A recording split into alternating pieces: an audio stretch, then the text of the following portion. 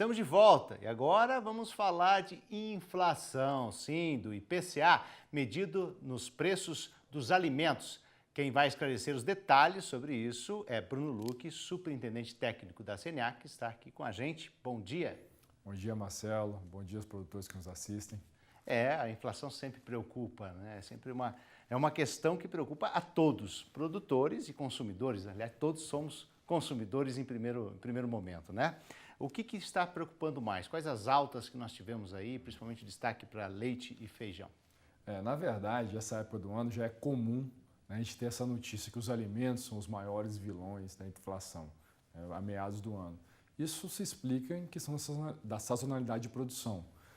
Devido ao clima do Brasil, a gente tem a questão de ser um país tropical, essa época do inverno é a época que a gente tem uma entre-safra de grande parte dos produtos. Esse ano nós temos um agravante que foi a questão do El Niño. Então, o El Niño, que aí no início do ano a gente já viu até as reportagens anteriores falando da quebra da safra brasileira. Então, para os outros produtos da cesta básica, isso não é diferente. Nós tivemos muitos problemas climáticos que afetaram drasticamente a produção. Falando dos que mais elevaram, como você citou, o feijão, e o leite longa-vida. O feijão, principalmente o feijão carioquinha, ele teve um aumento de 41% mensal, nesse último mês de junho. Se você pegar o acumulado do ano, ele já acumulou 89% de alta. Mas o feijão vale a gente explicar que são 3 safras no ano. A primeira já no início do ano, a segunda agora, nesses últimos meses que nós colhemos, e a terceira de setembro em diante. Nessas duas primeiras, o efeito do El Niño foi drástico. O feijão é uma cultura muito sensível, sofre muito a questão da variação. Ciclo curto. Exatamente. Então, os principais estados produtores, como Paraná e Minas Gerais, Paraná teve excesso de chuva, que aí é muito doença, muito fungo, que prejudicou a colheita. E em Minas, o problema foi climático, muita seca, principalmente, que também afetou a produção. E esse feijão carioquinha é o que a gente não importa, porque a gente não tem produção nos outros países. Já o feijão preto, não. Tanto é que ele não acumulado... O último mês assustou o feijão carioca. Sim, é o que está mais elevado. Mas isso já o consumidor pode ficar tranquilo, que já tem uma perspectiva de baixa em função da terceira safra, que vai começar aí meados de agosto, setembro, porque justamente essa terceira safra ela é muito trabalhada com irrigação. Então essa questão climática ela é de uma certa forma amenizada em função da irrigação. Agora o feijão é essa projeção que você fala já, a perspectiva, e aí estabiliza mesmo no primeiro semestre do ano que vem. Você acredita essa é a projeção ou não? Não, na verdade, a gente não pode falar tão longe, Vamos colocar um parâmetro mais curto prazo. Que a tendência é que a gente tenha queda nos preços atuais, porque como o preço está bom, você estimula mais produtores a plantarem. E principalmente aqueles que têm irrigação, que conseguem suprir a questão do déficit hídrico, eles conseguem ter uma produtividade melhor. Então você equilibra um pouco a questão da oferta e da demanda. Você vai ter uma oferta de feijão a partir do momento que começar a terceira safra, que é agora, a partir de meados de agosto, setembro.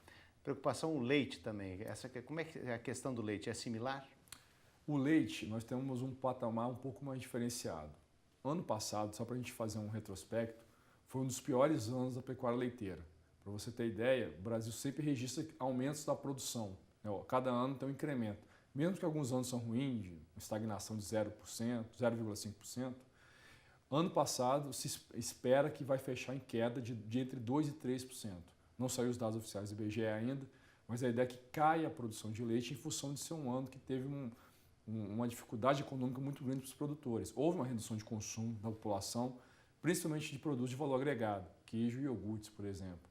Iogurtes, para ter ideia, caiu 5,7% o consumo no ano passado. Quando você pega iogurtes funcionais, caiu 21%. Então, são valores bem significantes que fizeram com que a indústria tivesse uma margem menor e repassasse um preço menor ao produtor. Além disso, o que nós tivemos de problema esse ano? O preço da ração. A ração é o principal insumo da pecuária leiteira e o milho e a soja dispararam, Tiveram lá em cima. Mais um agravante, o volumoso que é utilizado, pastagens na época das chuvas, não choveu muito bem, então você não teve uma oferta boa de pasto. O milho que é produzido para fazer a silagem para utilizar na época de inverno. Também o mesmo problema que a gente teve na safrinha de milho em outros estados, nós tivemos também nos principais estados produtores de pecuária de leite. Então você teve uma silagem de pior qualidade quando você não teve perdas nessa silagem. Enfim, então o contexto para o produtor foi de aumento de custo, um cenário desestimulante, volumoso de pior qualidade, que fez com que a oferta de leite caísse. Caiu bastante a oferta. E mesmo nesse cenário que ainda não tem uma recuperação na economia, né, você está mantendo um consumo, pelo menos básico. O leite longa-vida você não tem muita oscilação de consumo, que é um produto inelástico, diferente dos de valor agregado, né? Ele não oscila muito com a queda da renda.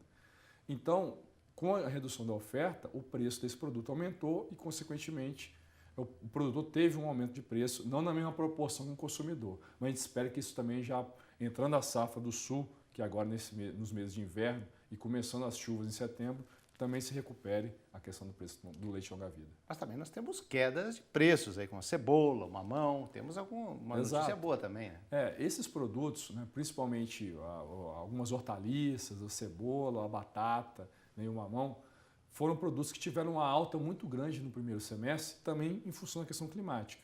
A cebola nós temos basicamente duas safras, né, a do primeiro semestre e a do segundo. A do primeiro semestre ela é abastecida principalmente com a região sul e a importação da Argentina. Regiões que tiveram problema de excesso de chuva, né, e muita perda também na produção de cebola. Né, então, com o preço aumentou bastante nesse primeiro semestre. Agora, entrando na segunda safra, que geralmente é a região centro-sul, que já começaram a regular o clima, então já começou a suprir a sua oferta que foi deficitária. Então, com isso, já apresentou queda nesse primeiro mês.